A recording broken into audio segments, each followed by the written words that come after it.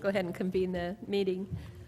Taking a roll call, I noticed Mary Ann Kugler is out. She's had some surgery, and we expect her back pretty soon and wish her well. Welcome to everybody. We've got some visitors today. It's great.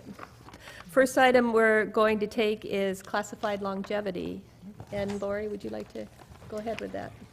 Usually I don't usurp anyone's comments relative to introducing the individual for whom we will be celebrating this longevity, but I just feel compelled to indicate to the board that it is Michael Medell, and it is with absolute joy and pleasure that I ask Allison Curtis to come down and speak in preparation for us to celebrate 10 years of longevity for Michael. It's a delight to see us grow our own in terms of professionals and leaders, and certainly Michael is in that category.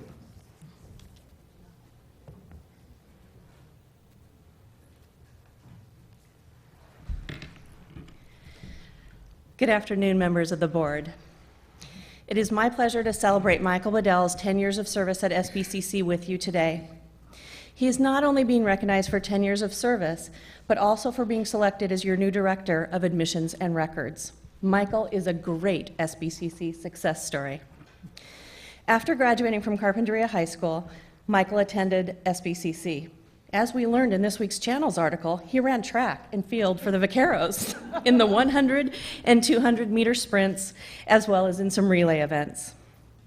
Today, Michael can be seen running around campus as he organizes outreach and student events, including orientations, Weekend of Welcome, and many, many others. During his time as a student, he worked in admissions and records and security. Even then, Michael demonstrated great leadership capabilities and outstanding service skills. Michael went on to earn a Bachelor of Arts in Communication from San Diego State, and then later, a Master of Arts in Communication Studies at CSU Northridge. In 2003, he returned to SBCC as a student program advisor, specializing in outreach in our financial aid department. Less than a year later, he became a student program advisor in student outreach and orientation. In 2008, Michael became a member of the leadership team when he was selected as the coordinator of student outreach and orientation. In addition to serving in these capacities, Michael's commitment to students and their success extends to the SBCC classroom. Since 2008, Michael has been adjunct faculty in the communication department. Michael is not only committed to SBCC, but also to our community. He serves in a leadership role in the following organizations. Long list. Board of Directors for Goleta Boys and Girls Club, Board of Directors for United Boys and Girls Clubs of Santa Barbara County. He's been appointed by the governor to the 19th District Agricultural Association, Fund for Santa Barbara as a Youth Making Change Mentor, and the Catherine Harvey Fellows Program. I could go on and on and on about Michael and his outstanding qualities, but in the interest of time, I won't, because I know that you will have the opportunity to hear directly from him and much, much more about how he continues to lead and contribute at SBCC in the future. Michael truly lives his passion for service to students and the community in a multitude of ways. Michael, on behalf of Santa Barbara City College, thank you for 10 years of outstanding service, and congratulations on your new leadership role.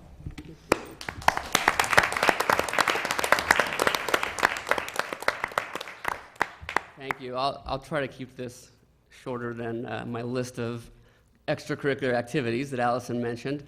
I don't have to tell you folks how special this place is. I think you know that already, but I'm going to do it anyways. As Allison mentioned, I enrolled, my first experience here at the college was as a student many years ago, and I enrolled here with no real ambition, no career path, no major in mind, no direction in terms of higher education or what the possibilities were. I enrolled because of my passion for athletics. I was a competitor by nature and had a really firm determination in terms of competing at the athletic level. And when I came here to the college, what I discovered was an amazing atmosphere of hope. And many faculty members, staff, managers, deans saw that in me and mentored me and believed in me and showed me how to get to where I wanted to get. And for that, I'm forever grateful for all the people here at this college that took time to learn about me, the person, and help me. And I fully believe in the philosophy of paying it forward, which is why I'm here. It motivates me every day to get to work so that I can help other students discover their passions and their desire to become great and keep paying it forward. And so with that, I love working here. I love the people that I work with. I love everybody. There's too many names to mention that has been a positive influence in my life here at the college. So I want to thank President Gaskin and the board for continuing to provide an environment that allows for faculty and staff and administrators to personalize the education here and work with people like myself to help them accomplish their dreams. So thank you. I also have one other philosophy, and that philosophy is, if you look back historically at anything that man has accomplished, typically there's a better woman by his side, and that woman for me is my wife, Monique, and she gives me great passion and inspires me every day to be a better person. So I definitely want to thank my wife and thank all of you. Thank you.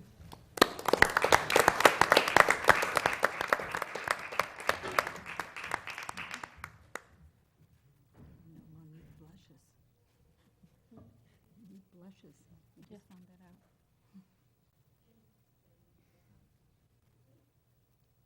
I don't think he's done getting where he needs to go.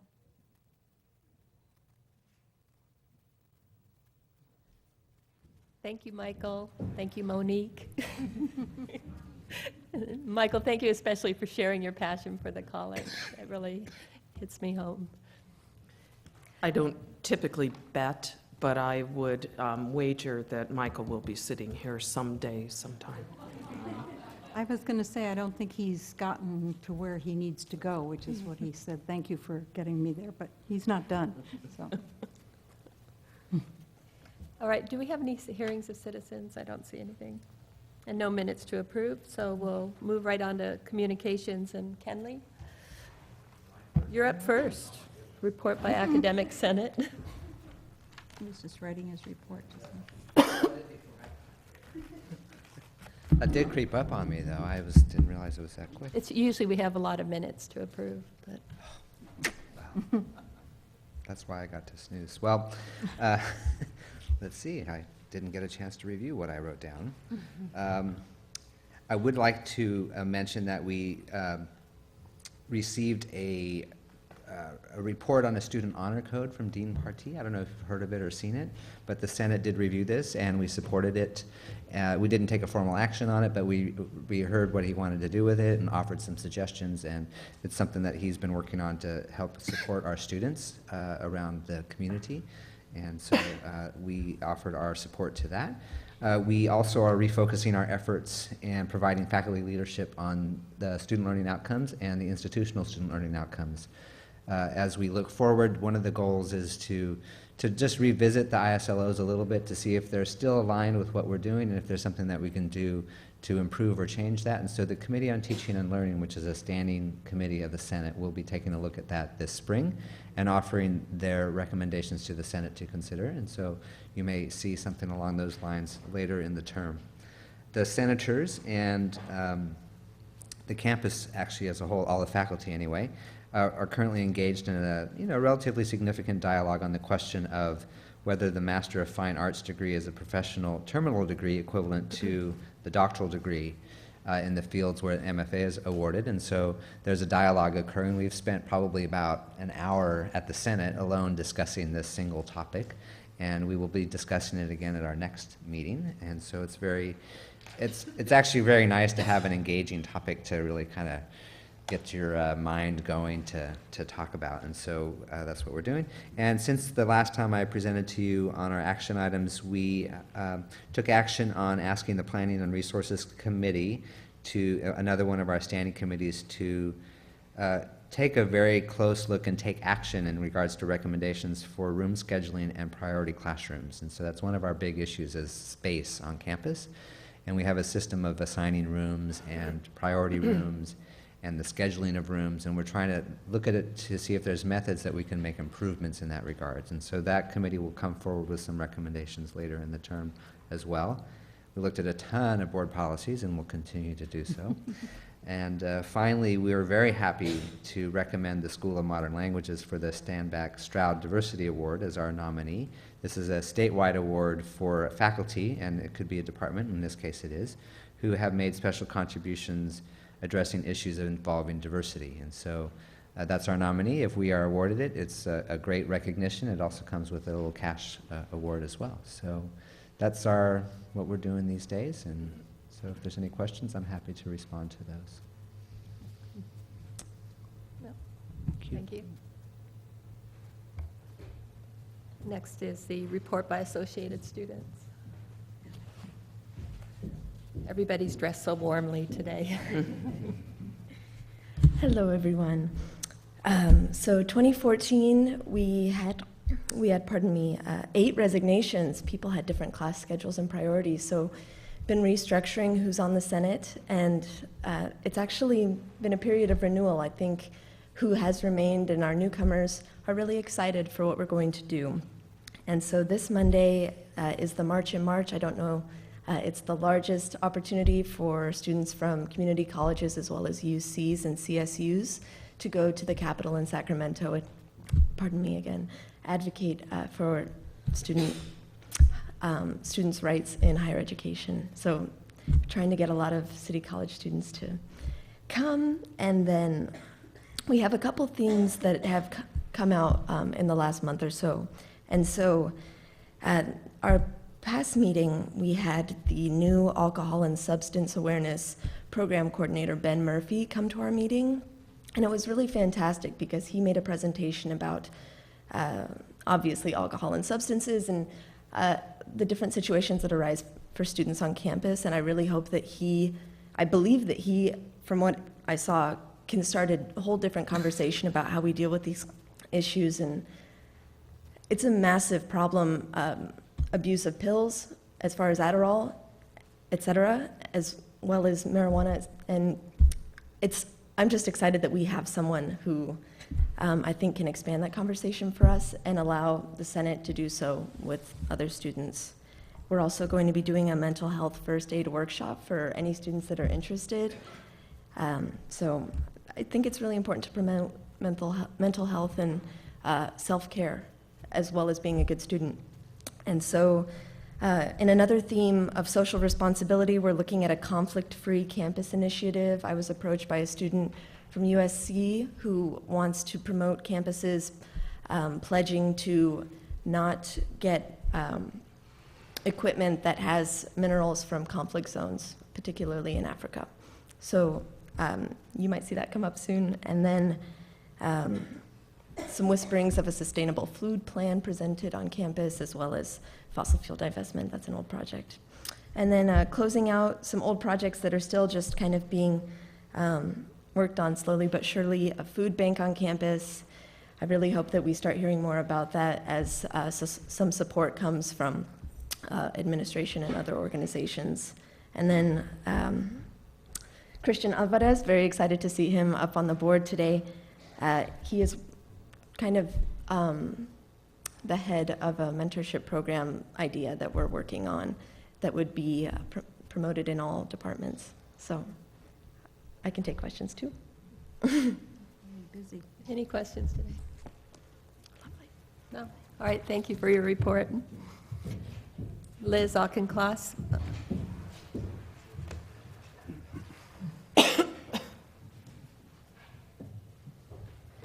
Good afternoon, everyone. The Classified Consultation Group has met a couple times since your last meeting. We had Julie Hendricks come and give us an overview of all the needed projects on campus that might need a bond issue. At our next meeting, we're going to be interviewed by the subcommittee of the accreditation team, so I look forward to that. I think we could get some good insights into things from that interview. And next week, we have our first meeting with the district CSEA to discuss classified teaching as adjuncts and working out a way where the current classified staff teaching as adjuncts can continue to do so. Any questions? That's it. Dr. Gaskin. I have a number of things, but they're short, hopefully. I wanted to update the board on what's going on with our fall 2015 accreditation self-evaluation process. It is in full swing, and I have to say that every single member of the accreditation committees are fully engaged. You would be incredibly proud of this institution and your faculty and staff and administration. Robert will be providing the board with regular updates starting next month, and they'll be very brief, but they are designed to keep you informed as we make continued progress. Our first draft of our self-evaluation report is due to Robert at the end of May. And then we'll refine it over the summer and tweak it a little bit more, strengthen it, and then it goes through the approval process. So we're about a year and a half out. So any questions on accreditation 2015? Okay. Secondly, I just came back from Phoenix and a presentation with the co-winner of the Aspen Prize, the president from Walla Walla Community College, and it was really fascinating. We hadn't been on the same stage together other than accepting the award a year ago, and really the two institutions couldn't be more different and more worthy of recognition. They are very much focused on job creation, workforce development, and while that is not something that we're disinterested in, our pursuit is through the transfer and CTE preparation area. So it was really quite fascinating, and the individuals from around the nation, presidents and senior leaders at institutions, were fascinated with the diversity with which we saw our institutions. Next week, I will be in Sacramento to see Jody Millward receive her Hayward Award, which will be happening next Tuesday at the Board of Governors. And additionally, the next day, there will be a president's meeting, strictly for presidents, with ACCJC to air some concerns that the presidents have. There is a Northern California meeting and a Southern California meeting, and since I'm up there, I'll be attending the Northern California meeting, so we'll see how that unfolds. The next item I wanted to call your attention to has to do with your agenda. And as you know, we always have a standing item, which is educational programs. And we have readjusted this ever so slightly to show the new courses and course modifications as the first item of business, because the Academic Senate President will be presenting that to the board rather than the Executive Vice President. And that's because of the primacy role that faculty have in curricular and academic matters. So don't be surprised when you see Ken Lee's smiling face come back up under item 5.1, and that will be a regular thing. And then finally, I wanted to show you something, and it just takes about 4 minutes. And I'm wondering, do you know how we dim the lights toward the front? They already are. They already are. All right, then we will get going. Not all of you were able to be at all-campus kickoff, so I wanted to play this for you. In 2013, out of 1,200 community colleges in the nation, the prestigious Aspen Institute named Santa Barbara City College #1. What did the Aspen Institute see in us? What makes Santa Barbara City College stand out? What makes SBCC excellent? Is it the diversity of our academic and career and technical education programs?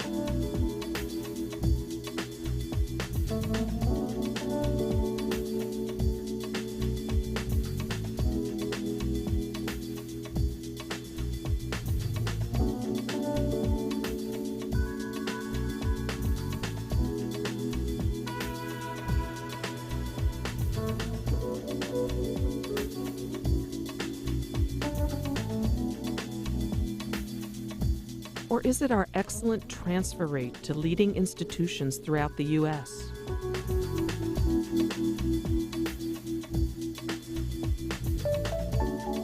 Is it because of our mission as a teaching institution focused on student success rather than on research?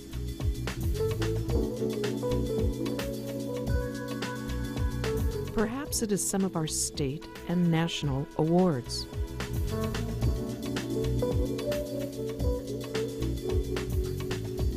Or SBCC's commitment to a sustainable future.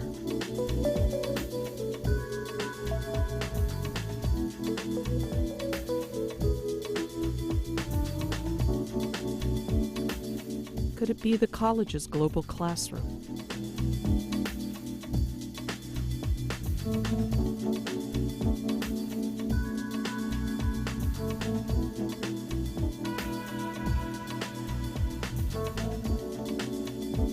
Or maybe it is our many valuable community partnerships.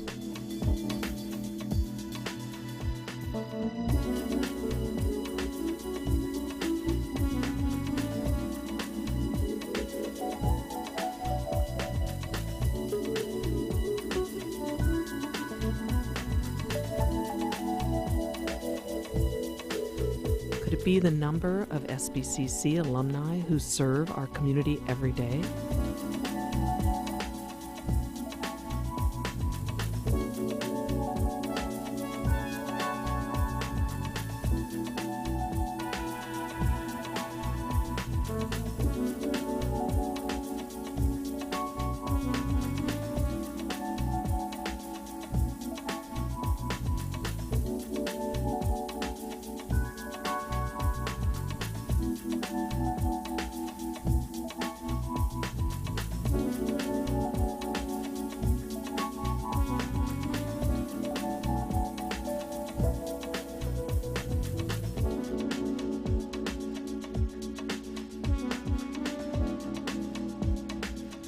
What makes SBCC excellent?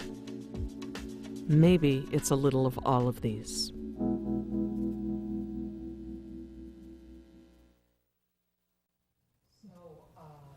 Curtis Bieber, faculty member in our film production program, made this.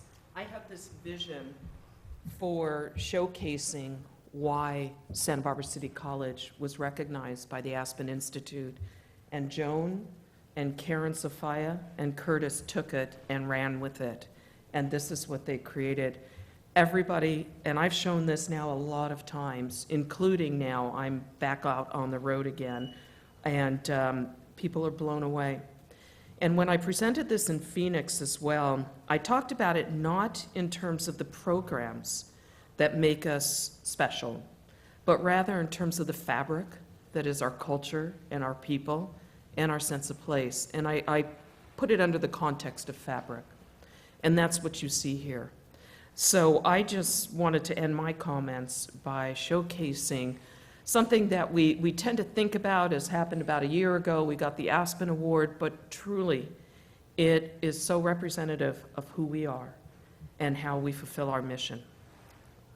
Thank you. Well done. Isn't it? Great job, yes. If you see Curtis, and I think you know, if you see him, you've got to mention something to him. He's very humble. Sure. Thank you, Curtis, Karen, and Joan. Reports from committee chairs or board members? Well, let me just indicate what I've placed before you, which is the year-end summary of Educational Policies Committee report. We began the year of 2013 by asking ourselves to focus on two macro issues, not with the idea that we would ever come to closure on them, but that we wanted to understand the nature of the problem. And we spent the year and we came up with this report. The focus, and I mentioned this before, and I won't go into the details of the report.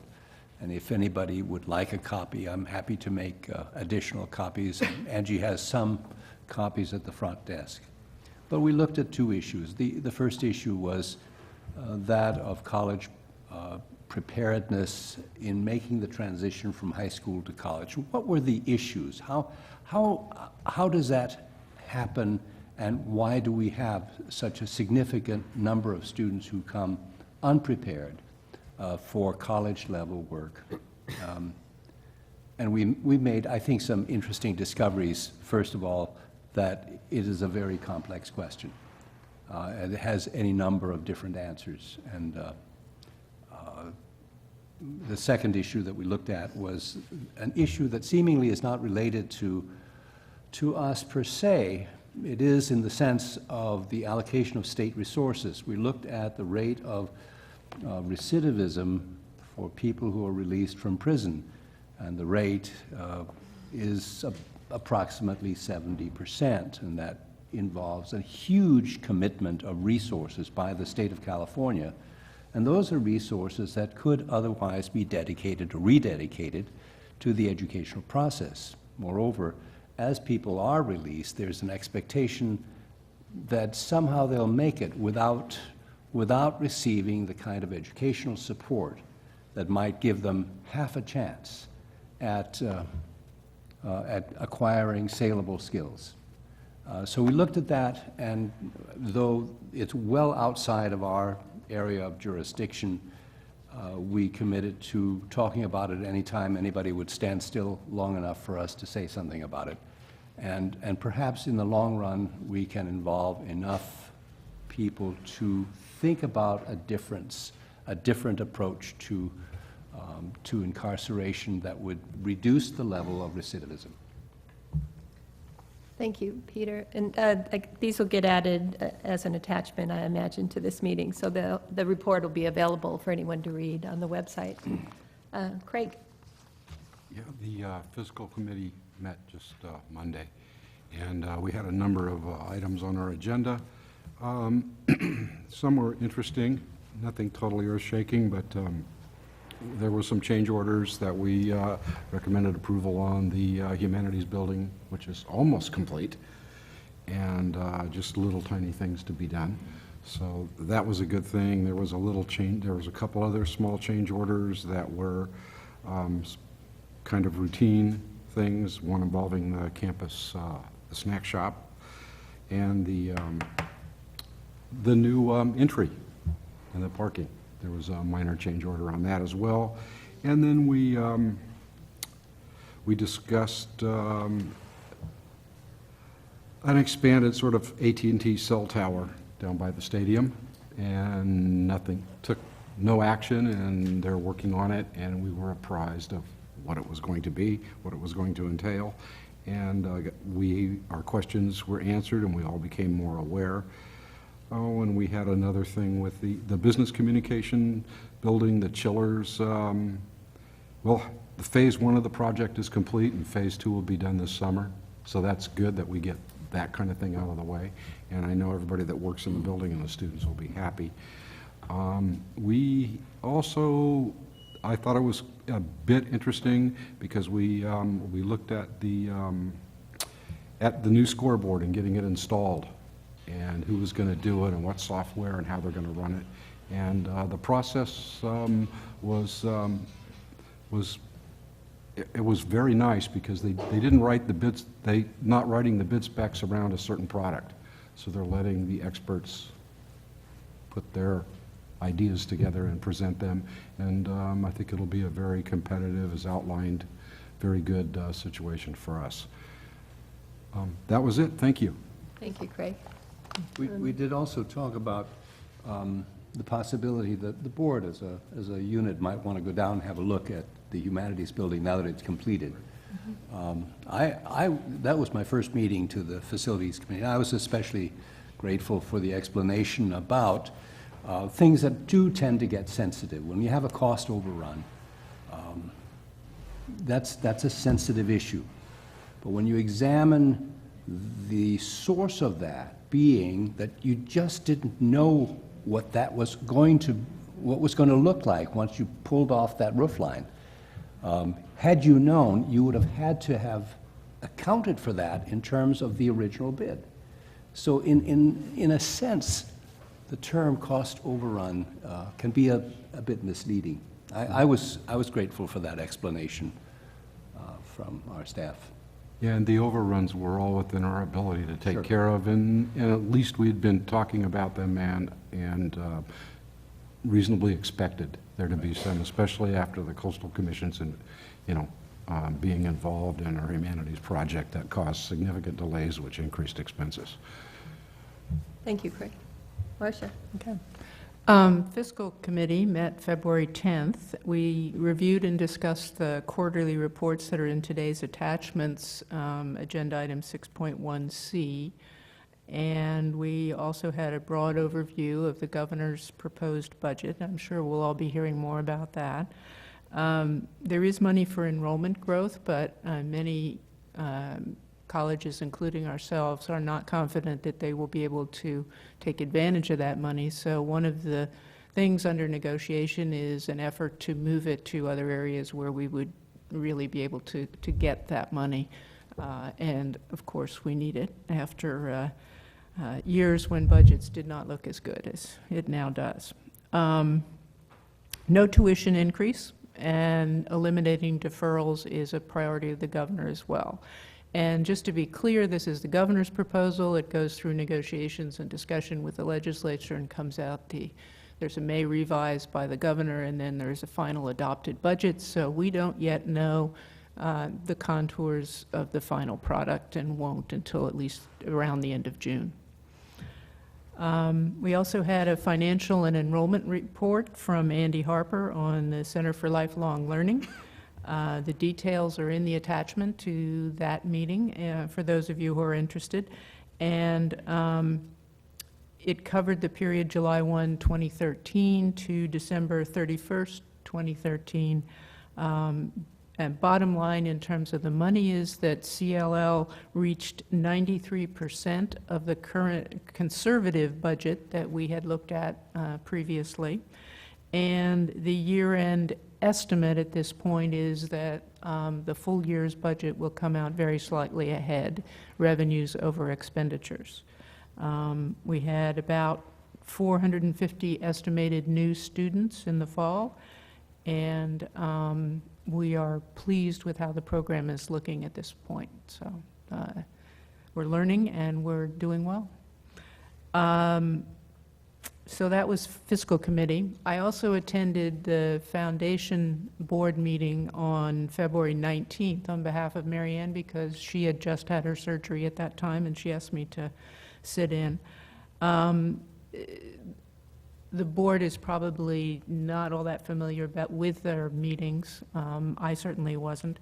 And the agenda consists primarily of reports, in this case, I've only been to one, of reports from various committees of the foundation.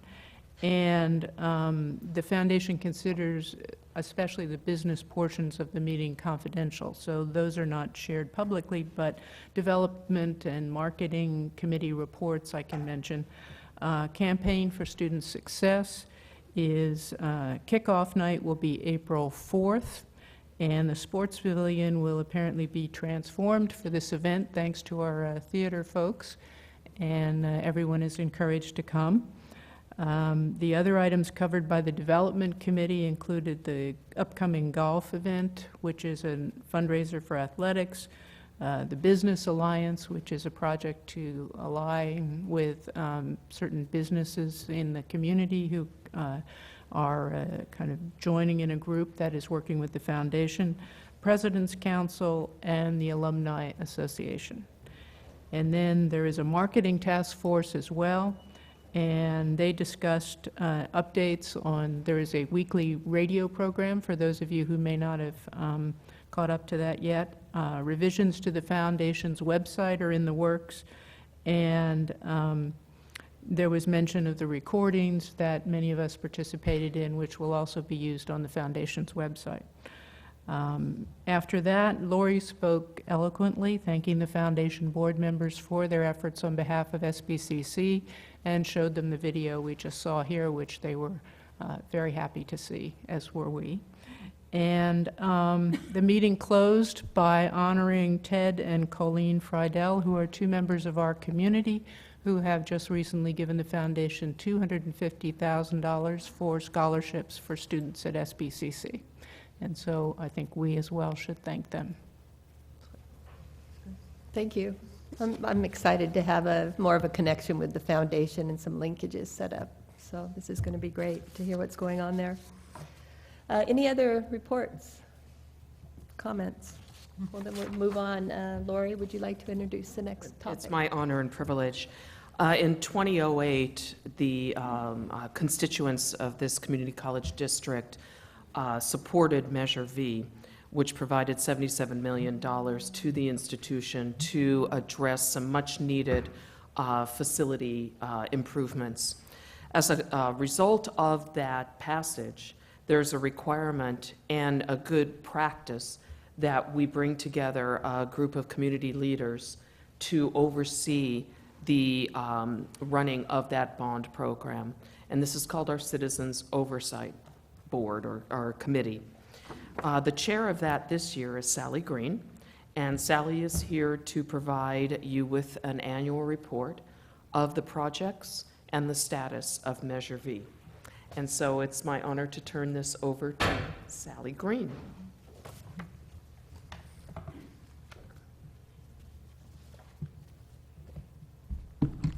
Thank you, President Gaston. Good afternoon, Board. I am Sally Green. I'm the chairperson of the Measure V Citizens Oversight Committee, which Lori just said was established in 2008 after the Measure V ballot passed. It's in compliance with Education Code Section 15278 and Proposition 39. So they are established whenever an educational bond is passed. There are 7 members, and we do represent the voters of the college district. And we meet 3 times a year, and there have been 16 meetings since 2008. With the help of the administration and staff, especially Joe Sullivan and Julie Hendricks, we receive reports about the facilities that are being built and upgraded and updated because of that money.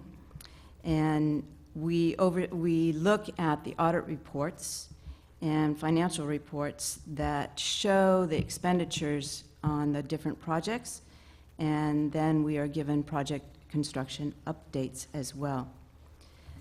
The committee wants to seriously thank the citizens of Santa Barbara because a lot of the projects that have occurred probably wouldn't have taken place if the citizens hadn't passed that measure. Last week after our meeting, we toured the Humanities building as well, and I remember the first time I went in there, and it's changed a little bit. It's amazingly beautiful. It looks like a totally brand-new building, and you all should be congratulated. And with only one change order, that's seriously incredible. So congratulations on that building. It's the opinion of the committee, based on all the activities that we have done and a review of the audits, that the district is in compliance with the requirements of Article 13A, Section 1B3 of the California Constitution. And with the presentation of this annual report, of which I think Angie has a few sitting right there that are available. It's a beautifully done report with great pictures and the financials. It is our opinion that you are in compliance with expenditures and projects that have been identified in the measure. So are there any questions? No questions. All right. Sally, I'd like to Yes. thank you and all the members of the committee. If you wanted to mention them by name, that would even be Thank you. nice. Where were those listed? The the committee members? The Oversight Committee members, Sally Green, Bernice James, Lee Moldover, Jack Ostrander, Michael Just, Joy Merklin, and Charles Plow. Mm-hmm. And that was last year's committee, last the year's, last few yeah. years. Yeah, so there's a new group on now. All right, well, thank you to all those You're folks very that have welcome. served. Thank you. And there is a minor correction that we will be distributing. Joe, did you just want to reference that very briefly on the financial part of it? Certainly. Lori, later, I just had a question on the picture of the building. I know this is a building that's sort of in progress. We've been Yes. looking at it. Did we agree to purchase and buy and build this building? Oh, yes. Okay, I was at that meeting when we were looking at That the was things, like about a year ago, the yes. pretty little things that we were saying, how are we going to clean them? Yes. Okay. Yes. So Yes. did that change on That is the last, there was about $19 million remaining. Right. We were informed by the Coastal Commission that we need to remove the temporary buildings. We are in need of a classroom building, and so we have been working with the architect. It's in DSA right now. And look at yes, all those you things. approved that. You also approved going out for leaseback. So we're all squared away, and that will be the final Measure V project, final. So just briefly, if, Okay, just, actually, we owe the correction to the president of our board here, Lisa. She was going through, and she realized that there was an omission on page 11. We did a takedown of the bond during the last fiscal year, and that was omitted from the numbers here. So we're going to correct that and publish it electronically, put it onto our Measure V website. So we will correct this board, and it just balances it out. So it was an omission that we are correcting. Okay, is that good? Thank you. Where are we at now? Student Success Scorecard Review. That would be Robert Else. and so I'd like to brief the board. You will recall that every year we have presented to you a recap of our accountability report card or reporting for community colleges. It's the ARC report. And this is data assimilated at the state level and provided to all of the institutions with an urging that we track that, monitor it, and address it. Recently, and due to some interest on the part of the legislature for more outcomes-based awareness and metric tracking, that has been metamorphosed from the accountability reporting for community colleges to this scorecard. It's now a much more user-friendly approach on the website. It's easy to compare institutions, to compare yourself to the state-level trends, and annually, we will be presenting this data for Santa Barbara City College to the board. So this is our first foray into sharing with you the outcome of the scorecard. And Robert, you're on. I took advantage of Joe's interlude to set this up ahead of time. So, as Lori said, this report now takes the place of the ARC reports that we gave updates on every year, which used to be a paper PDF thing that came out and was distributed. Now it's on the web, publicly available. The website to go to is Scorecard, easy to remember, scorecard.cccco.edu. Excuse me, Robert, I think that, yeah, without a mic, this isn't going to come through on the broadcast at all. Okay, I was So- using my best outside voice. but- You know, what? Yeah, you might want to take one with you, because none of that you just said, I don't think will be recorded. All right. Pull it out and I'll grab it. So It's gotta be the other We're way. going to hit the reset button here. I'll just take the whole thing with me. All right. All right. How's this? Better? Okay. All right. So web-based, publicly available, scorecard.cccco.edu.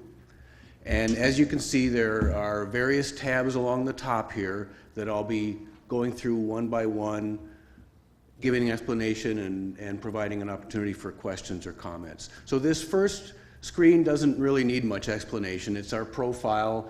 One thing I want to point out is that this data, all the data that we'll be looking at in this 2013 scorecard, is based on 2011-12 data that we submitted to the state. They turn the crank, analyze it, slice it and dice it, and it takes about that much time to get it all organized and presented on the website. So each year, we're a couple of years behind. So this is 2011-12 data, just giving general demographic breakdown. No big surprises or discussion items here, although they do show us as having 0 non-credit sections, which is obviously an error, and I have a question in as to why that is showing up that way. A good place to get a quick overview of our demographics. Now we get into measures of student achievement and outcomes. This first one is a measure of what's called persistence, and the definition here is the percentage of degree and/or transfer-seeking students tracked for 6 years through 2011-12. So from here on out, we're looking at a 6-year time window that started in 06-07 and ends in 11-12, and they're tracking students within that 6-year time window.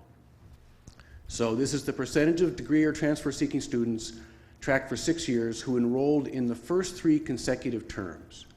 And the reason this is important is that the literature shows this is a momentum measurement. How persistent are you in coming back to school? Now, the data is divided broadly into college prepared and unprepared for college. College prepared means that your lowest level of math or English was a college level math English course. That means you were prepared for college when you came into this 6-year time window. Unprepared means your lowest math or English course that you attempted was a below college level course. In other words, you took our assessment test and we placed you below college level in either math or English. The overall column here is the blended rate of all those students taken together. So what this is saying is that a little over 64% of the students who were college prepared persisted in those first 3 consecutive semesters, and a little surprisingly, a slightly higher percentage of those that were underprepared persisted. 65% overall. Those are slightly higher than the statewide rates, so we rate well there, and actually throughout all these, we consistently are above the statewide rates. But still, room for improvement. These demographic breakdowns here are saying that, for example, 63% of the females persisted, 65.8% of the males persisted, and so on. Is that clear, how this is set up? Because this pattern repeats for each of these subsequent tabs. Robert, I just have a question. Is this a time where we would ask, I'd like to see it, the percentage of underprepared for college, I'd like to take out, and I'd like to see it so I'd like to take out the international students that I know, ASL and things like that. So I'm requesting for maybe disaggregated and breaking it up. We don't do this. This is done at the state level. Well, right, but for our college.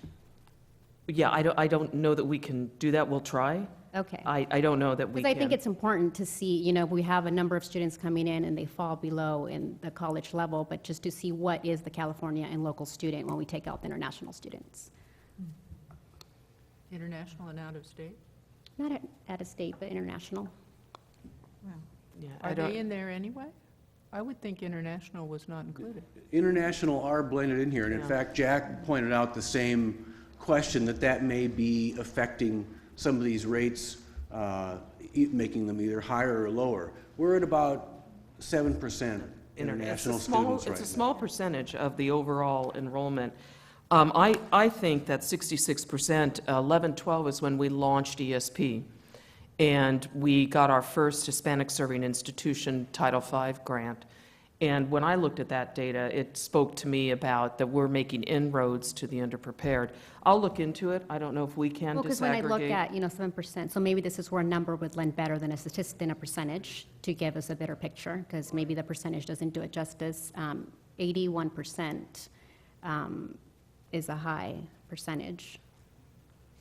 81, for here, for example, of Asian, and you think, the theory would be that Asian, Well, that to the take it out, I know internationals they're are- not all international students, that would be silly to think that they are, so take out.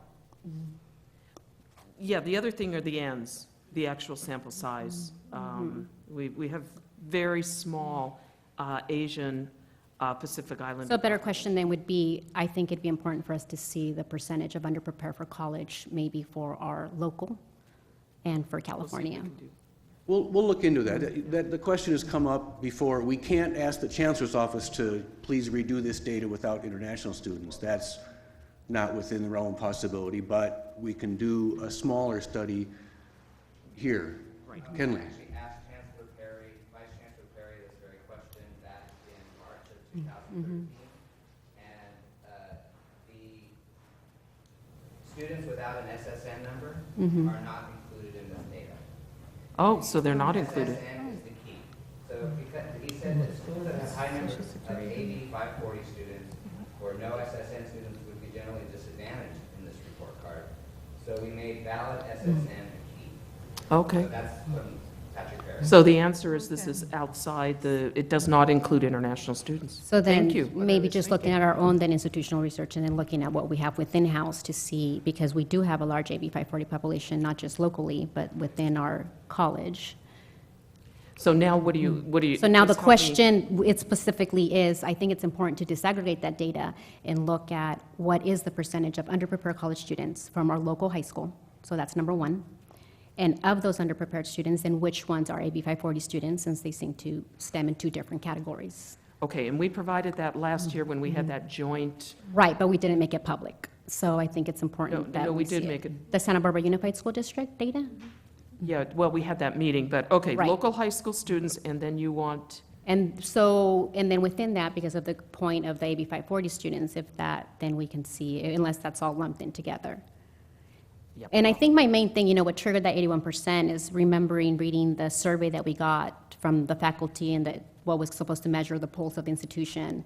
And I remember reading through the comments from some of the faculty and saying the high need of student resources that some of the international students required.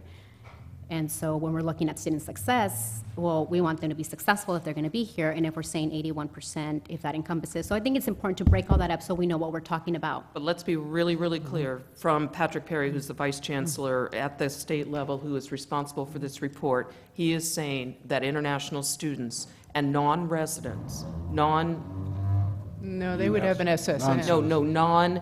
I'm sorry, AB 540 540. students are excluded from these calculations. So we're not seeing that. So it's in-state, in-district, and U.S. residents. Yeah. Yeah.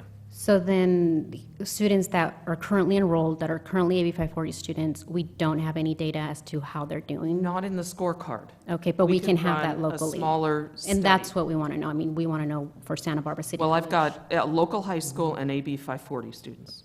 So I've got those two requests. Carry on, Robert. Okay, let's move to the next tab, which is labeled very simply 30 units, but let me explain what that is. The percentage of degree and/or transfer-seeking students, those who said, this is my goal, tracked for 6 years, again through 2011-12, who achieved at least 30 units in those 6 years. Slightly higher for college prepared than unprepared, but not a big difference. You'll see that Hispanics and other underrepresented still, there's a gap, so that there's work to do there. And you'll see in the following tabs even more of a gap between college prepared and underprepared. Any questions there? Completion. Percentage of degree and/or transfer-seeking students tracked for 6 years through 2011-12 who completed a degree, certificate, or transfer. So very big, very marked difference here between prepared and unprepared. This is where we really see it. Overall, 63.2%. This is very high. This is one of the big stars that got us the Aspen Award. The statewide average is in the 40s, as is the national average. So we are extremely, coming out extremely well there. But still gaps in ethnicity. Robert, Yes. do we have a sense of how the data is trending as we look forward?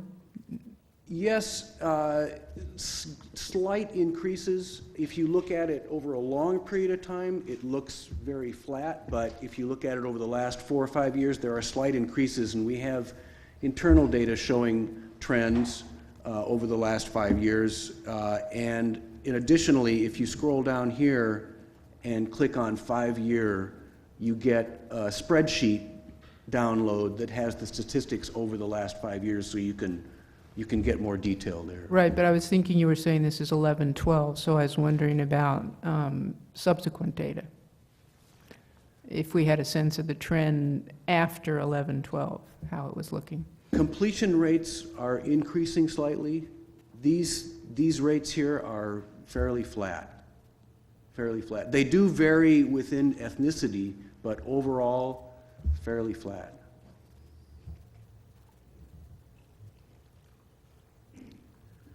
Remedial, this is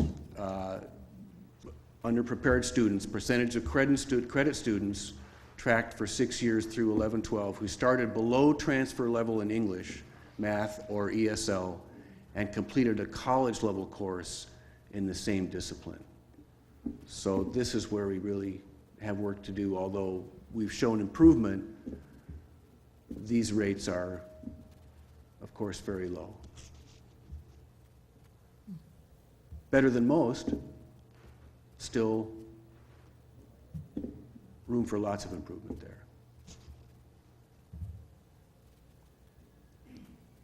And finally, career technical education, percentage of students tracked for 6 years through 2011-12 who completed several courses, 2 or more is what the details say, several courses classified as career technical education in a single discipline and then kept going, completed a degree, certificate, or transfer. Great. I think, let's see, give me 1 second here. The statewide rate here is about 55%, so we're above that. Jack, comments to add? Yeah, I thought what I'd do is, again, what you're looking at are students who entered the college 6 years ago. And so here briefly are some initiatives that we have taken since or are taking now that each year you should see some improvements in those rates. So Lori already mentioned the Express Success Program, and that's looking at underprepared students, focused on Hispanic students, but it's open to all students. And right now, we have about 500 students in that program. This fall we'll have 600. And the goal is to keep on expanding it every year. But the completion rates in English and math are just spectacular. Also, it's dealing with that issue, as you've heard before, time's the enemy. So it's getting the students through a year of basic skills in 1 semester. And students are progressing into college level courses and doing well. So again, it'll take a few years before those data show up in the Chancellor's Office data, but that's a major impact there. Probably the biggest change we're making is with the new Student Success and Support Act that was passed. Up until now, many students were able to avoid taking the assessment test, the orientation, advisement, and so now they're not, very few of those students will be able to enter the college without being assessed, advised, counseled, have an educational plan, preliminary and a comprehensive plan. Also, we put in steps to monitor students' progress and intervene on time. So those rates you saw, how many students persisted the first 3 semesters should go up over time. How many students stayed on task and completed their goals should increase with this. The last thing I want to mention is we're designing this year and piloting next year a program that builds upon the ESP. We're calling it IPath, but it's basically taking students who are at college level reading, writing, or math. It could be new to college or coming through the ESP program. They're now ready, and giving them the same kind of treatment. They join the program. They make commitments that they're going to stay full-time. They're going to follow our advice in terms of which courses they're taking. They've got to do the homework. They've got to show up in classes. They get a lot of benefits for it. But if they stop out of the program, most students, we learned ESP, don't want to stop out. They can, but they lose all the benefits in that. So basically, it's a college becoming much more aggressive in a partnership with the students, and students saying, we're willing to be in this program and commit to that. Those programs, the students will take their general education requirements each term. They'll be interdisciplinary, theme-based. A lot of innovation going on there. So again, the faculty are building those courses. They'll be offering in the fall. We'll see what works, it doesn't work, with the goal of making it much more robust and larger the following year. But we don't want to go until we know what we're doing, and that's where we are. So I think the combination of ESP, IPATH, I just described, the Student Success and Support Act programs, and also we are looking what we can do to increase the completion rates in our career tech programs that you saw. A lot of our students now take a few courses and they go to work, but now that degree has become so important because jobs change and students are going to need that skill set that we teach in our GEs and others to stay employed or advance. And so that's, we need to build an intervention in that area as well. So basically, that's what we're doing, and the comments on it. I just wanted to add that, my request for the disaggregated data, and while I do realize that takes extensive staff time, so if the board is in agreement with that, then I think that that is important for us to further explore, unless you guys have objections to that. I don't have an objection. More information is better than less information. My question is kind of along the same lines, but a different track. I recall very well the meeting we had just about a year ago with the schools districts feeding into us, that our partners in educating these young children. And I'm sure Dr. Cash and the other gentlemen are, can go online and look at this. But just tonight I witnessed different interpretations. One thinks it's one way, one thinks it's another way. Are we actively engaging in conversations? By we, I mean Most not the definitely, board and- necessarily. Right, but the board is having another joint meeting on April 1st with Carpinteria Unified School District Board and Santa Barbara Unified School District Board, and this can certainly be a topic. I would like to add to Jack's litany of programs that we also are very focused on creating with our partners a culture of college going and college readiness, because that's an area that needs to be addressed as well. So that's with our dual enrollment. Good. I just thought that if everybody interprets the information the same way, then we could act in a unified way. If one thinks that the statistics mean one thing and another group thinks it means something else, then we're not on the same page. And we're going to be effective, but we could be more effective. Right, and we don't typically have a dialogue necessarily about this with our unified partners, but rather every time that Lauren and Diane meet with the principals, they are reviewing the entrance data for assessment results from the local high schools. And that's what we talked about last year and shared, and that has opportunity for us to focus and create a stronger and more seamless matriculation and college readiness. So that's what we're focused on. And that's something that the Ed Policies Committee looked at all last year. There's no fast, quick, easy answer to this. I'm sure It's if there was, constant. it would have been implemented already. Yeah. The other point of my concern, and I've addressed this a few other times, is have we identified the specific areas where we're doing really well, like in matriculating these students up to college level? And so that, we may be doing a pretty good job relative to others, or maybe it's not as good as as Robert just said, it's not as good as where we'd like to be. But we do have some successes, and are we looking at these successes and actively communicating these to the districts that feed into us, and working Oh, together. without question. You Sure. see, for Just my example, question. the high rating, the high percentage for college prepared, we are an institution that attracts academically strong individuals, as well as an open access institution that embraces everyone. But certainly, from around the state, we are the go-to institution, along with a handful of other community colleges, where students who are very interested in transfer want to come. Cuesta is another one, Diablo Valley is another one, and Santa Monica City College are. We're renowned around the state.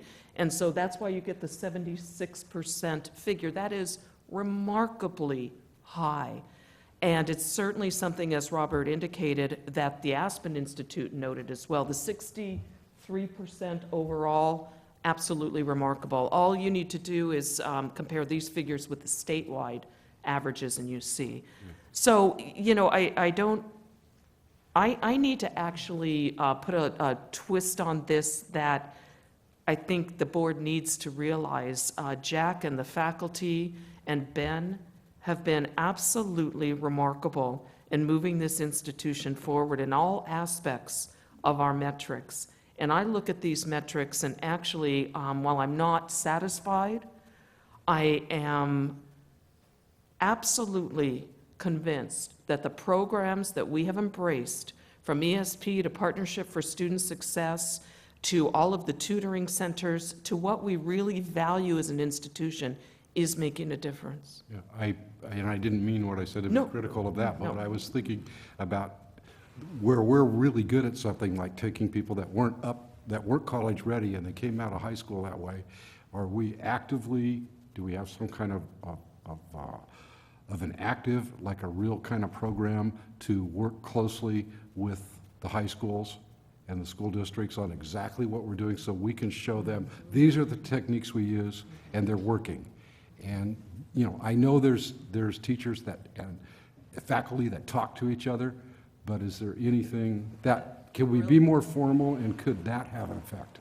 The brilliance there is ESP. We keep talking about Express to Success, and it is targeting underrepresented student populations who have been economically and educationally disadvantaged. And it's accelerating, compressing, and creating a collective learning environment for just those sorts of students who are struggling. And the success, which we monitor on a semester-by-semester basis, is remarkable. We've shared those successes with you, and we can certainly do that again. But ESP is what we're trying to scale. ESP, I think now we're serving, what, Jack, 600 students? And we're trying to get to what I keep calling that middle group of thousands and thousands of students, trying to touch the lives there. But I also have to say, and we can't, you know, and I see Kristen shaking his head, we've got students of every caliber at this institution, from honors students who are achieving their goals with ease, to those students who need that wraparound support and services that we're renowned for. And it's everywhere in between. I think it's really important to communicate to the community at large that the exceptions are our success stories, because it just broadcasts hope. And there are members of the public out there that think that just certain groups aren't going to cut it. They couldn't cut it here. They're not going to do it later. And we see exceptions to that all the time. And so my hope is that people are, will watch the video of this meeting and learn from it. You know, Craig, I think you bring up a good point that while we are amazing and we have amazing community college across the way, and we attract a lot of people, that we can tell Santa Barbara, this percentage is your local student, this percentage is your community. Because I think that when, like Craig says, if we're looking at data and we're all talking about it the same way and we're looking at it from the same lens, then we're talking about bringing in our larger stakeholders from private to public, and the larger conversation is really, what is the economic impact of our students here in Santa Barbara locally? And while this looks great, and like you said, I'm glad you said you're not satisfied, I think it is important, I agree, that the community should know, you know what, of this percentage, this is your local student, this is your high school, this is your community. And again, because this is a larger economic impact that, the city and the public is looking at. So I agree, and I thank you for bringing that up, Craig. I just wanted to add that I think that some of the questions that people have asked, Veronica's asked questions about the data that the Chancellor's office is not necessarily addressing, are interesting to us, I think, as a group.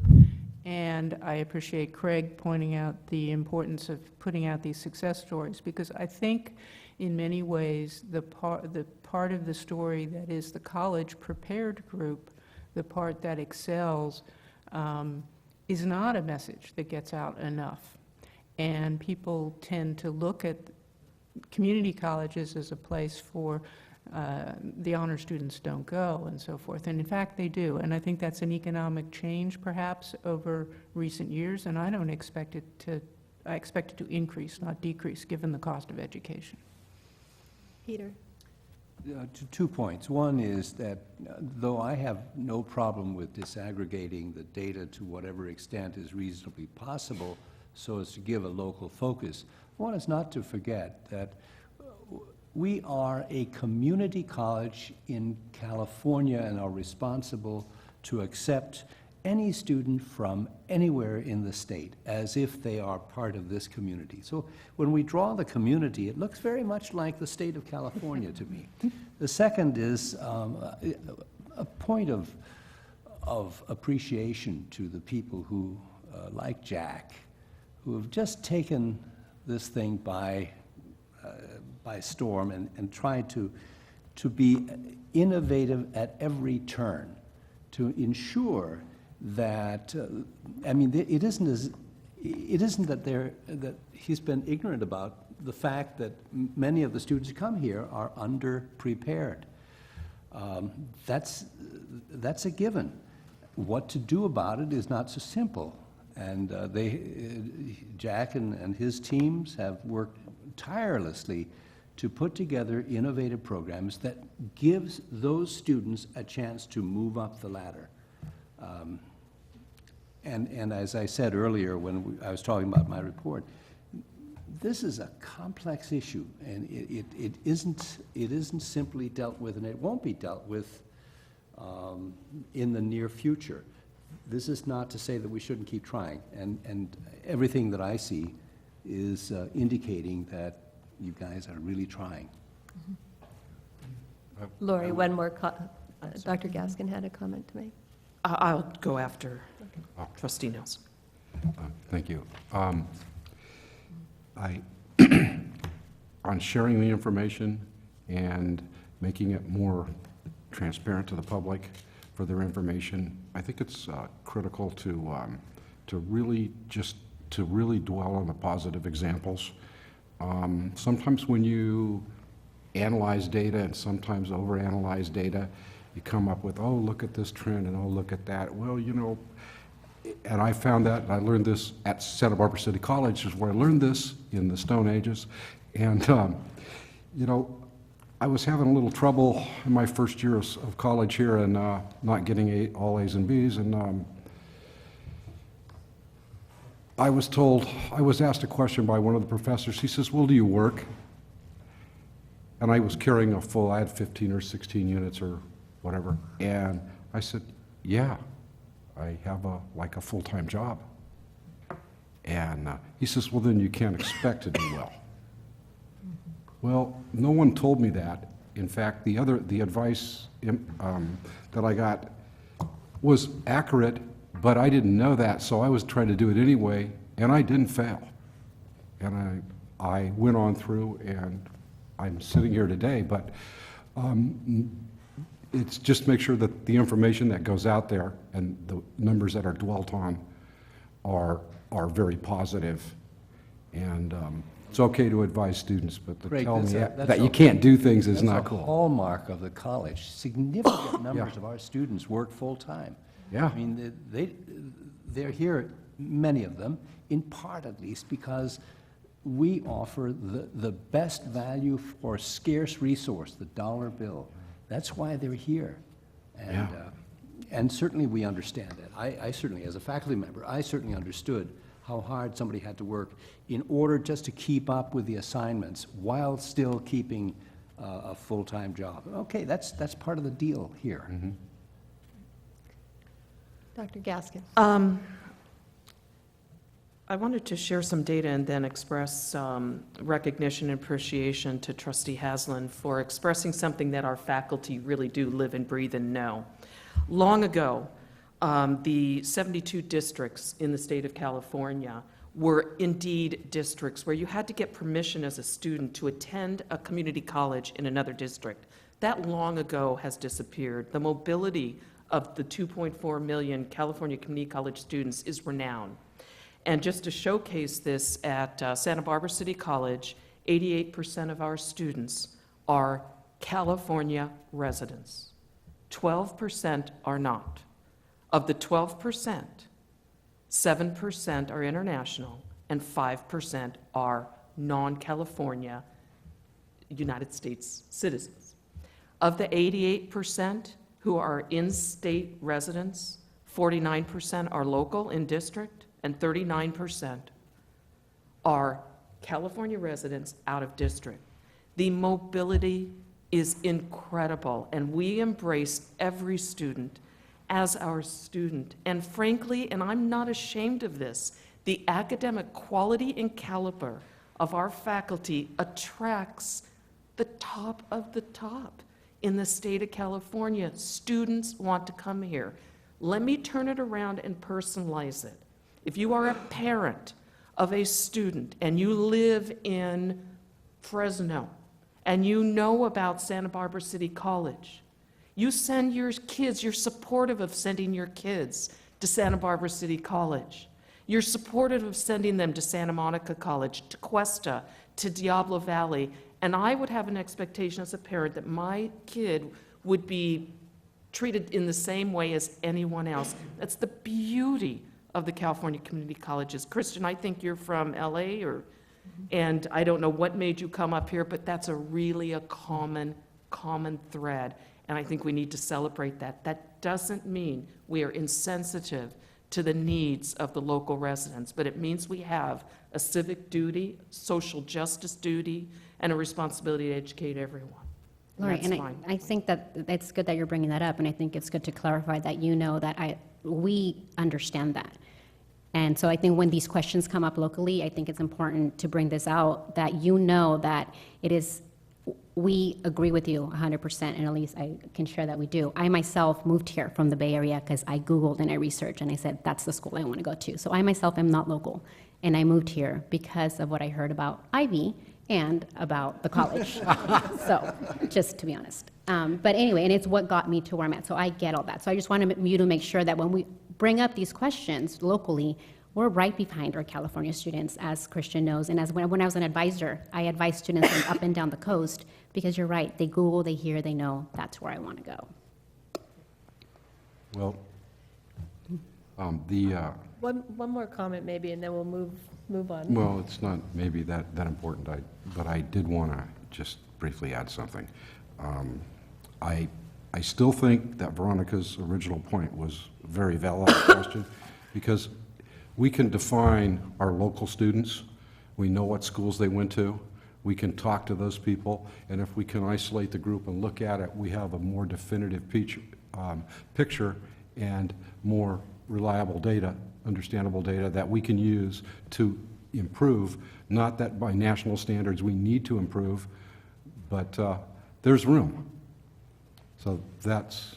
So I heard no objection from other board members, and I'll trust Dr. Gaskin will tell me if there's any difficulty in following through with gathering additional statistics. Consult with Robert, and we'll go from there. We'll go from there. Okay. If I could just add very quickly, I really applaud and encourage this kind of dialogue. This is exactly the outcome of presenting this data. Both, I mean, the good questions and the hard issues. This is exactly what we ought to be talking about, and I hope it continues.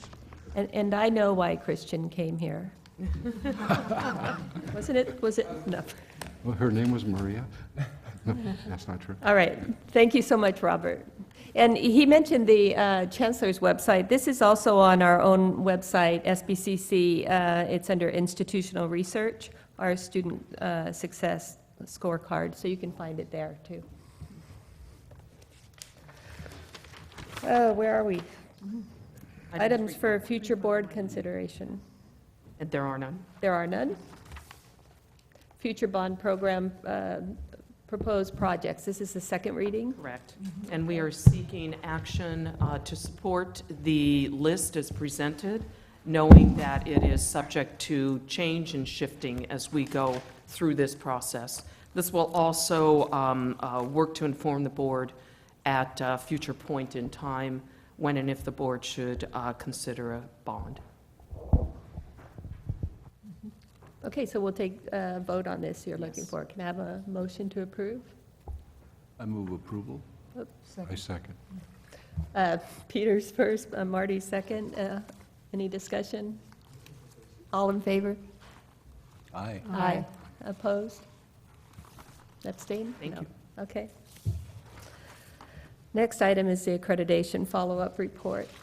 So just to refresh the board's recollection, we were placed on warning as an institution as a consequence of leadership and governance issues in 2012. And as a consequence of that, we were required to focus in on Standard 4 of the Accrediting Commission for Community and Junior Colleges Standards of Accreditation. That Standard 4 dealt with leadership and governance. And we were required to create a self-evaluation of our status with regard to meeting the standards. And that was a special report that was due to the commission in March of 2013. We submitted that last year. The commission took action in accepting that report in their June of 2013 meeting. They also removed us from the warning sanction at that time. They did, however, require a second follow-up report to ensure that the practices that we have put into place were sustainable and continue to be sustained. And so they required this subsequent special follow-up report to be submitted in March of 2014. It will be followed by a visit of the commission, likely to be in April or early May. We do not know when that is. And the board is urged to recognize that we were notified last time with only 2 weeks' notice from the commission, and so it's likely that we will not have a long lead time for that as well. So I wanted to walk you very briefly through the report. We took a different tact.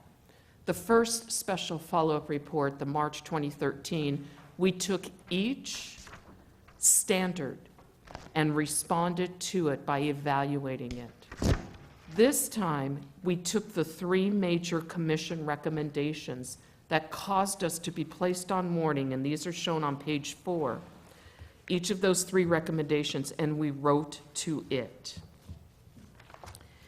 We carried forward the accreditation task force team that I put into place a year and a half ago when I arrived and needed to respond to the sanction. And we added the then current president of the board, Marty Bloom, and we added Kenley Newfield, who was and continues to be the president of the Academic Senate. So a slightly larger accreditation task force.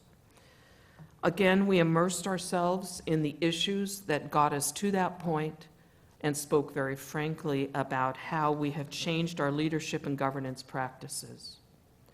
Commission Recommendation 1 and our response to it is listed on page 7 and page 8 of, through page 10 of the report. Commission Recommendation number 2 is noted on page 11, and its response follows. And Commission Recommendation number 3 and its response is listed on page 13. This is presented to you for first reading tonight, second reading at our first meeting in March. It will then be submitted quickly thereafter to the Commission by their March 15th due date. And I'm happy to field any questions that you have on this. Marshall? I had a couple of suggestions as I read through it. One was on page 9. We have a bullet point under Superintendent President Evaluation where we're referencing the closed session second meeting in January 2013. And I think we also did it in 2014. It's kind of a routine practice to check in at mid-year, basically. Yes, you're absolutely right. And you're on And I think that's a page- good practice, page Right. 9. Page 9, we will find that and make sure that that is both a mid-year check-in for the CEO evaluation in January of 2014. Yeah, I think it's Or is page it 10. You're Yeah. right, it is page 10. Phew, I was looking at I've 9, got but two trying to lines. act cool, I so, got two yeah. lines going here, and it looked like the Okay. next page. All right. Yeah. And then my other thought was, and this may or may not fit, but in recommendation 3, it seems to me that a theme for the board has been to try to work on increased transparency. And one of the things we have, I think, done for ourselves over the last year plus is to encourage these committee chair reports at the meeting that we have, our regular meetings. And that brings the more information to the other board members who are not a part of those committees. And I think that improves transparency both for us and for those who may attend, so. Yeah, for the public, that, Excellent. great. We Any other will add comments? those. And of course, board members, if something comes to mind in the next week Yes, please call me.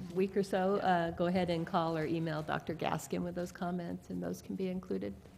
Again, I need to publicly praise the Accreditation Task Force. This has been a very challenging responsibility and charge that they shouldered. And in public, I need to thank all of them, particularly those who served last year and again this year. It wasn't an easy charge. Thank you. We're moving on to Human Resources. Pat? I don't think I'll catch Kenley by surprise again. Good afternoon, members of the board and President Gaskin. I have the consent agenda items for your approval, 4(1)A through E. I do have one change that I need for you to make on item 4(1)A, which is on page 5 of 5. We have a to be announced. It's at the top of my page. I'm not sure where it is on yours. We have hired Shane Bandy as the buyer for textbooks, Shane, last name B as in boy, Andy.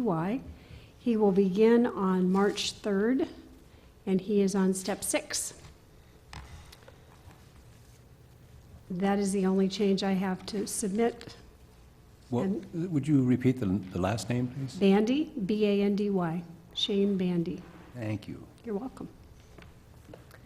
And can we take these items all together? You may A take them through all D? together. A through E, Or actually, should we go ahead with A through E? unless you have questions about any of them.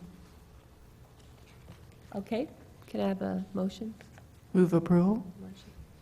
Second. Craig seconds. All in favor? Aye. Opposed? Thank you. Marcia? One quick comment, I'd like to congratulate our faculty who are, I think we see this once a year, moving forward in their professions.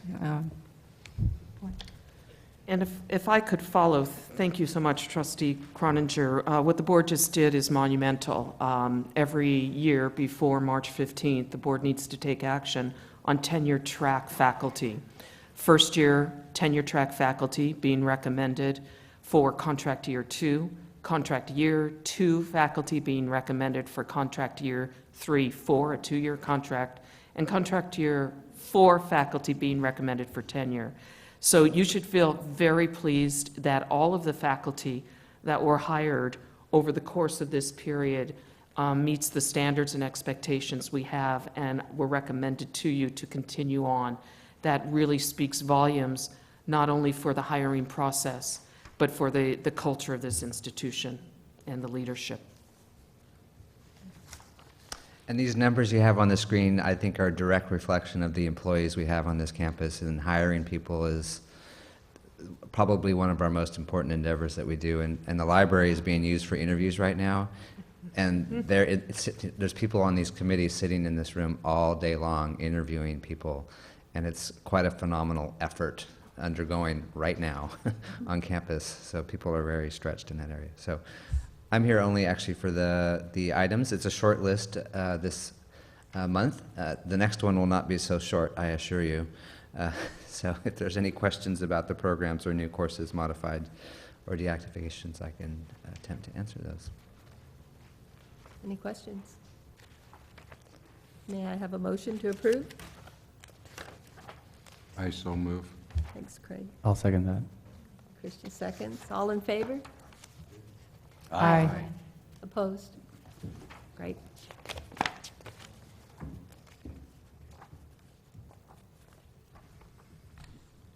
What gets stuck by you in Pat English's agendas, I'm gonna be around here for 2 more years. Thank you very much for that. Yeah, I'll make it to 30. So I was hoping nobody would notice. What page were you on, Jack? It's too late now. You already voted for it. That's right. That's right. Okay. Item 5.2 is recommending approval of the stipends for faculty. I'll move approval. Thank you, Peter. Second? Okay, all in favor? Aye. Aye. Opposed? Motion Thank you. passed. Okay, good. Next item is 5.3. This is the academic calendar for continuing education. And it pretty much corresponds to what we've had in the past. My hope is, in a not too distant future, the calendar for continuing education will be the same as it is for the credit program. And we could do a lot more creative things with that. And that's part of the integration with Banner project that we're engaged in now. But right now, it's gone through all the consultation. We're recommending approval. All right. Move approval? Do I have a second? Second. Second, Peter. All in favor? Aye. Aye. Opposed? None. Thank you. And the last item I have is item 5.4, and this is the Center for Lifelong Learning courses. And I'm always amazed there's a market for some of these things, but this is what people want. It ranges from how to heal the dark side with Spirit Friends to sleep solutions. You know this is one of the highlights of our meeting. Oh, yeah, yeah, I know, it's, I have a question. And with Center for Lifelong Learning being moved out from under the state, is there a legal obligation? I mean, I so enjoy approving these Right. courses, but is there a legal obligation now for the board to approve all the courses? Yes, but not the depth. It doesn't go through formal review, except through the directors who oversee that and Jack and the deans. So the But curriculum no. committees and all Nope, that? No. no. But you do have an obligation to approve, most notably, the fees and the actual course. right. Well, that's good. Did you have a question, Marty? No. Okay. Can we have a motion to approve? Good question. I'll move approval. Okay, Peter. Second. I move to Good. approve. Craig's seconding. Oh, I am, okay. I couldn't hear the Right. motion. All in favor? Aye. Opposed? Okay, None. thank you very There much. you go.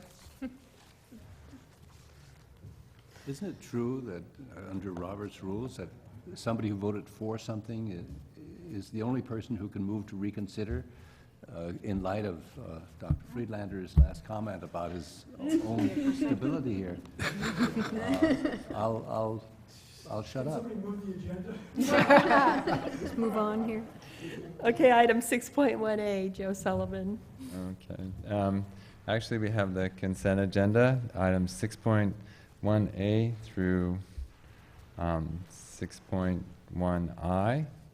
And then, as was discussed earlier, the change orders were discussed in the Facilities Committee.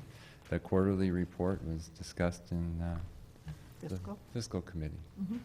Okay, so we'll take these as a group. Yes. I have a motion to approve. I move for approval. That would be Craig. Second? Marcia, seconds. Any discussion? I have to say that the discussion at the Facilities Committee meeting was really robust. Nothing was glossed over. We really looked at it in depth, and I'm very comfortable with this. Good. And we do trust the work of the committees. We can't all get into the details. Okay. Peter is just excited about this because he was president before and couldn't go to the committee meetings, but they have been robust before. If someone goes online and they tune in and they watch this, and some people will, I wish more would maybe, not that I want to be on TV, but, you know, they might think that all this is done like all by ourselves, and then we just vote on it real fast, and it's not really that way. We're in committee meetings and in-depth discussions, and we have to read all this. And sometimes there are some of these meetings when we're reading hundreds of pages. And when I first started a year ago at this job, these topics, most of the topics, it was like my first intro, you know, and I was like a slave for the first week before the first meeting trying to read everything. So it's getting a little bit better, but this is not just a slam dunk, and it's not just pre-thought out. Thank you. So we have a motion on the floor, and we do all read all 280 pages of our packages, you know. We know that. Yes, you know that from my comments. Okay, we'll take a vote. We have, so everybody in favor? Aye. Aye. Opposed? That's Okay, passed. we can actually take resolution number 20 and resolution number 21, the budget transfers between major objects and the augmentation of revenue together. Looking for a motion. I'll move approval. I'll second it. Craig seconds. Okay, and you'll take a roll call. Trustee Macker, Aye. Trustee Bloom, Aye. Trustee Nielsen, Aye. Trustee Gallardo, Aye. Trustee Haslin, Aye. Trustee Croninger, Aye. Trustee Alvarez. Aye. Thank you very much. That's You're it. welcome. No report from information technology, no closed session, so Peter, would you please adjourn this meeting for us? I would like to request unanimous consent to adjourn this meeting in honor of one of our students, Ted Townsend. It was a truly remarkable student, and I had the honor of writing a piece about him in this week's edition of The Independent. And he's someone from whom I think we can all learn a lot about overcoming adversity. So that would be my recommendation. Thank you. So in honor of Ted Townsend, we'll adjourn this meeting. Thank you.